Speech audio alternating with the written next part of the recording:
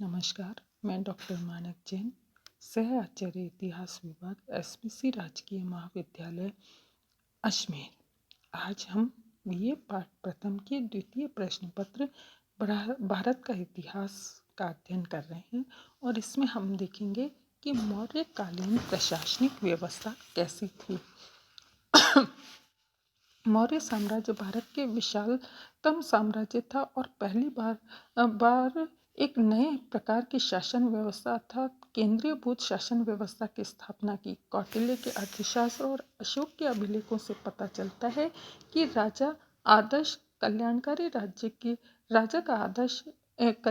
राज्य की स्थापना करना था। अर्थशास्त्र में कहा गया है कि राजा को अपनी प्रजा से उसी प्रकार के भाव रखने चाहिए जैसा कि पिता अपने पुत्र से रखता है। चंद्रगुप्त की शासन व्यवस्था एक हद तक मगध के पूर्ववर्ती राजाओं की प्रणाली पर आधारित थी, लेकिन उसके विस्तार और परिष्कार का श्रेय चंद्रगुप्त मौर्य और कौटिल्य की रचनात्मक प्रतिभा को दिया जाता है। मौर्य द्वारा स्थापित प्रशासनिक व्यवस्था का महत्व इस बात से स्पष्ट होता है कि परवर्ती भारतीय शासकों ने भी उसका अनुसरण किया। मौर्य प्रशासन की जानकारी मुख्यतः 3 स्रोतों से होती है: कौटिल्य के अर्थशास्त्र, मेगसनीज की इंडिका और अशोक के विभिन्न अभिलेख। सबसे पहले हम ये देखते हैं केंद्रीय शासन कैसा था। केंद्रीय शासन में सर्वप्रथम हम राजा की स्थिति देखेंगे। मौर्य काल में राजा की शक्ति में अत्यधिक वृद्धि हुई। परंपरागत राजशास्त्र के अनुसार राजा धर्म का रक्षक था, प्रतिपादक नहीं, किंतु कौटिल्य ने इस दिशा में नया प्रतिमान प्रस्तुत किया है। कौटिल्य के अनुसार राज शासन धर्म, व्यवहार और चरित्र से ऊपर था। इस प्रकार राजज्ञा को प्रमुखता दी गई है। राजज्ञा की ये सर्वश्रेष्ठता अपवाद स्वरूप है, क्योंकि अधिकांश भारतीय शास्त्रकार इसको नहीं मानते हैं। राजा सभी प्रकार की सत्ता का स्रोत और उसका केंद्र बिंदु था। वह कार्यकारिणी, व्यवस्थापिका और न्यायपालिका तीनों का प्रमुख और सर्वोच्च अधिकारी था। कौटिल्य ने लिखा है कि राजा को प्रजा के आवेदन सुनने के लिए हमेशा तत्पर रहना चाहिए और प्रजा के से बाहर प्रतीक्षा नहीं करवानी चाहिए, क्योंकि जब राजा प्रजा के लिए दुर्लभ हो जाता है तो अनेक प्रकार के संकट उपस्थित हो जाते हैं। दूसरा है मंत्री परिषद। राजा की सहायता के लिए मंत्री परिषद यानी मंत्रियों की एक सभा थी। उसमें 12 से लेकर 20 अथवा आवश्यकता अनुसार कम या अधिक मंत्री होते थे। मंत्री परिषद का अधिकार बहुत कुछ मंत्रणात्मक यानी परामर्श देने का था, फिर भी राजा प्राय उसके निश्चय को मानता था। यद्यपि उसको मंत्री परिषद से ऊपर विशेषाधिकार प्राप्त था। मंत्री परिषद की सारी कार्यवाही गुप्त रखी जाती थी, इसका विशेष ध्यान रखा जाता था। मंत्री परिषद के सदस्यों का वेतन भी निर्धारित था। 12,000 पर्ण वार्षिक वेतन उनको मिलता था। मंत्री परिषद के अतिरिक्त एक छोटी परिषद भी होती थी, जिसे कि मंत्रण कहा जाता था। इसके सदस्यों की संख्या अधिक से अधिक 3 या 4 होती थी। इनकी उपस्थिति को मंत्रण कहा जाता था। ये मंत्री एक प्रकार से अंतरंग मंत्रिमंडल या कैबिनेट मंत्री के समान होते थे। इसमें मुख्यमंत्री या पुरोहित, सेनापति, युवराज और एकाधिक अन्य मंत्री होते थे, जिनका वेतन 48,000 पर्ण वार्षिक होता था। इसके अलावा कुछ प्रमुख विभागों के अध्यक्ष भी होते थे। शासन की सुविधा के लिए केंद्रीय शासन कई विभागों में बटा हुआ था, जिनको तीर्थ कहा जाता था। प्रत्येक विभाग का सर्वोच्च पदाधिकारी होता था, जिसे आमत्य कहा जाता था। आमत्यों के नीचे विभिन्न उप विभागों के अधिकारी होते थे, जिन्हें अध्यक्ष कहा जाता था। विभागों के अनुसार आमत्यों की संख्या 18 थी, जो इस प्रकार है: प्रधानमंत्री, समाहर्ता, संधिदाता, सेनापति, प्रदेष्टा, व्यवहारिक, नायक, कर्मांतिक, मंत्री परिषदाध्यक्ष, दंडपालक, अनंतपाल, दुर्गपाल, इसके अलावा पोर, प्रशास्ता, दोवारिक और अंतर्वेशिक तथा लास्ट है आठविक। विद्यार्थियों, राज्य के आमत्यों का सर्वोच्च अधिकारी का उल्लेख यूनानी लेखकों ने 7वीं जाति के रूप में किया है। अध्यक्ष राज्य की दूसरी श्रेणी के अधिकारी होते थे। बहुत कम अवधि में एक विशाल और सुसंगठित सोपानात्मक अधिकारी तंत्र का सफलतापूर्वक गठन मौर्य प्रशासनिक व्यवस्था की एक महान उपलब्धि माना जाता है। दूसरा है प्रांतीय शासन। अशोक के समय 5 प्रांतों का उल्लेख मिलता है।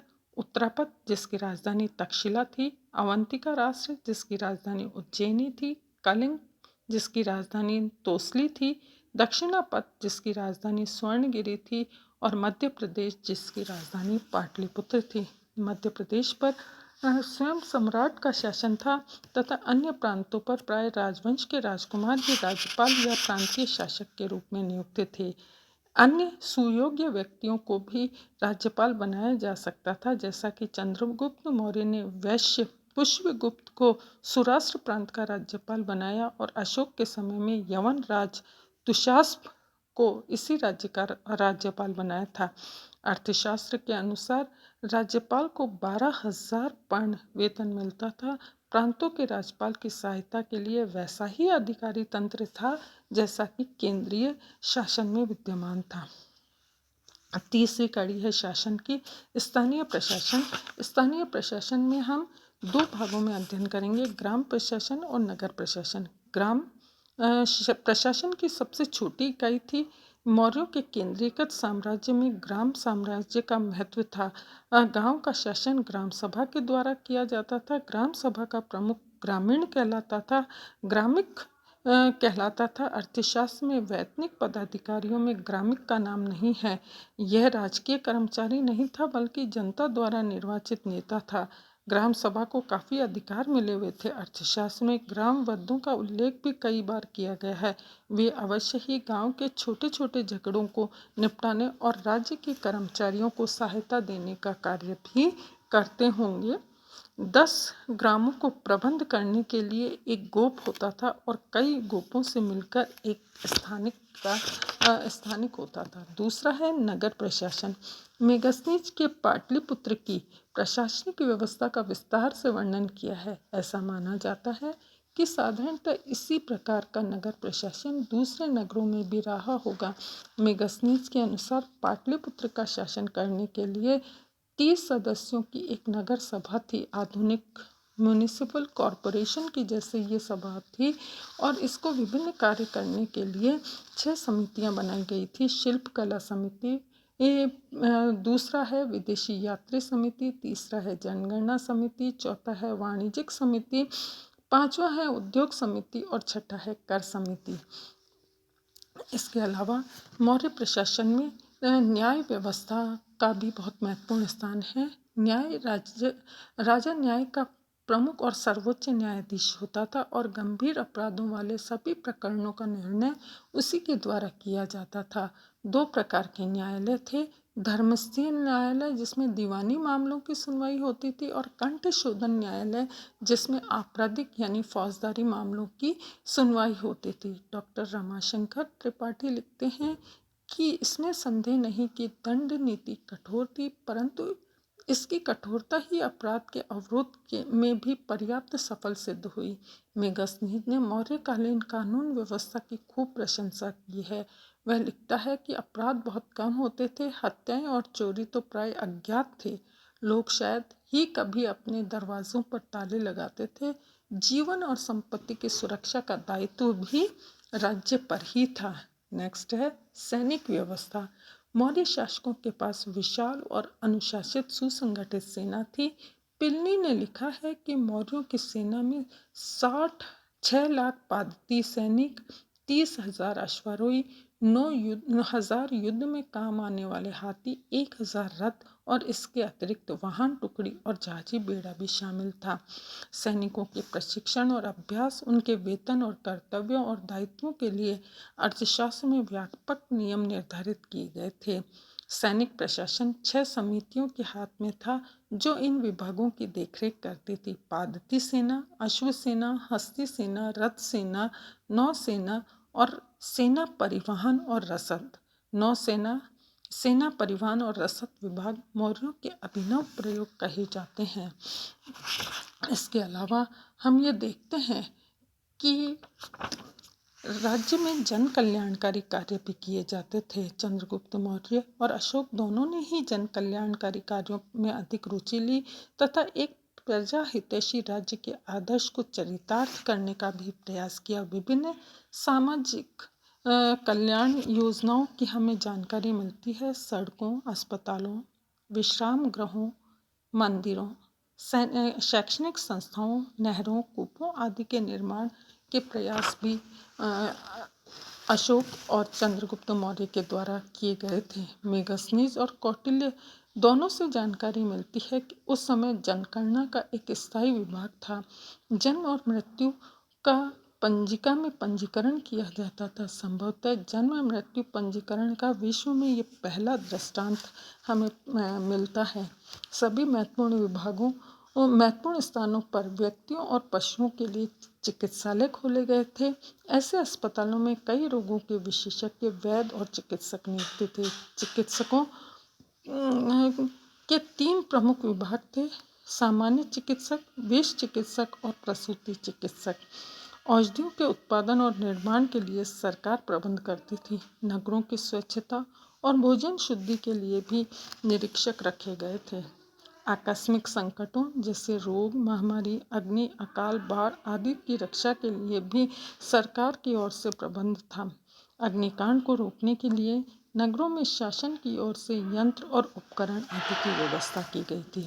विद्यार्थियों, निष्कर्ष तौर पर यह कहा जाता है कि यह मौर्यों की एक बहुत बड़ी उपलब्धि थी कि भारत के इतिहास में उन्होंने न केवल पहली बार विशाल और एकीकृत साम्राज्य की स्थापना की, बल्कि इस साम्राज्य को एक सुव्यवस्थित, कुशलतापूर्वक तथा लोक कल्याणकारी प्रशासन भी प्रदान करने का एक प्रशंसनीय कार्य किया। नीलकंठ शास्त्री के अनुसार भारत में सबसे पहले मौर्य साम्राज्य ने ही विशाल रूप से प्रशासकीय केंद्रीकरण का प्रबंध किया, किंतु यह केंद्रीकरण आधुनिक केंद्रीकरण के सदृश नहीं था। इसमें निर्ममता की नीति का एकीकरण होता है और सुनियोजित ढंग से पूर्ण रूपेण स्थानीय स्वायत्तता और उपक्रम का हनन कर दिया जाता है। ये उल्लेखनीय है कि शासन पद्धति के मामले में मौर्य नरेश परंपरावादी नहीं थे। उन्होंने साहस के साथ प्राचीन परंपराओं का परित्याग कर नई लीकों का निर्माण किया। अशोक ने इस प्रशासन को धम्म केंद्रित बनाकर विश्व के सामने एक अनूठा आदर्श प्रस्तुत किया है। उसके प्रशासन में न्याय और दान का ऐसा सुंदर समन्वय था जो अन्यत्र देखने को नहीं मिलता है। इति नमस्कार।